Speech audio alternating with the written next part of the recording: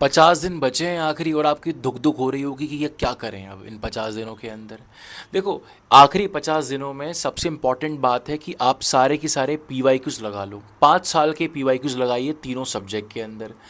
अब आप में से बहुत सारे लोगों से पी वाई क्यूज़ लग भी नहीं रहे होंगे ना, कोई दिक्कत वाली बात नहीं है। तो आप पी वाई क्यूज़ लगाओ, सोल्यूशन देखो, और सोल्यूशन के अंदर जो फॉर्मूला कॉन्सेप्ट आपको दिया हुआ है उसको आप नोट डाउन करते जाओ। आप देखोगे वही कॉन्सेप्ट वही फॉर्मूला बार बार आ रहा है। तो एक ये तरीका हुआ 50 दिन में प्रिपेयर करने का। दूसरी बात, अगर आपके पास टाइम बचता है तो आप ये मेक श्योर करो कि हर चैप्टर का कम से कम 2 बार तो आप रिवीजन करो। रिवीजन करने का मतलब ये नहीं है कि नोट्स खोले और पढ़ लिया या फिर देख कर ख़त्म हो गया, नहीं।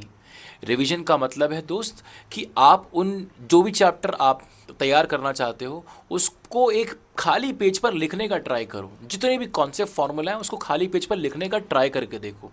5 से 10 मिनट आप ये ट्राई कीजिए, जितना आप लिख पाओ उतना बढ़िया।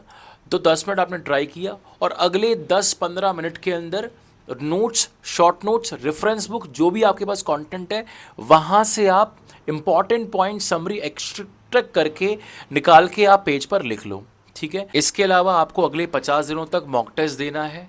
ठीक, तो एक दिन में एक मैथ्स का, एक फिजिक्स का, एक केमिस्ट्री का मॉक टेस्ट दोगे, यानी कि 1-1 घंटे के, तो 3 घंटे का ये हुआ।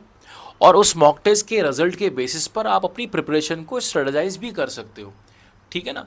और अगर आपने 2 दिन उस चैप्टर्स पर काम किया तो 2 दिन के बाद में एक बार फिर उस इन तीनों चैप्टर पे मॉक टेस्ट दे दो, तो आपको आइडिया लग जाएगा इंप्रूवमेंट कितना हुआ। ठीक है, तो मेरे भाई अब काम करना शुरू करो, वक्त बर्बाद करने के लिए वक्त है भी नहीं है। और मोटिवेशन देखो मत मेरे भाई। बाकी कोई दिक्कत होती है तो आप कमेंट बॉक्स में लिखिए, डेफिनेटली आपकी प्रॉब्लम का सोल्यूशन हम निकालेंगे, लेकिन काम करो, मेहनत करो, लग के। ठीक है।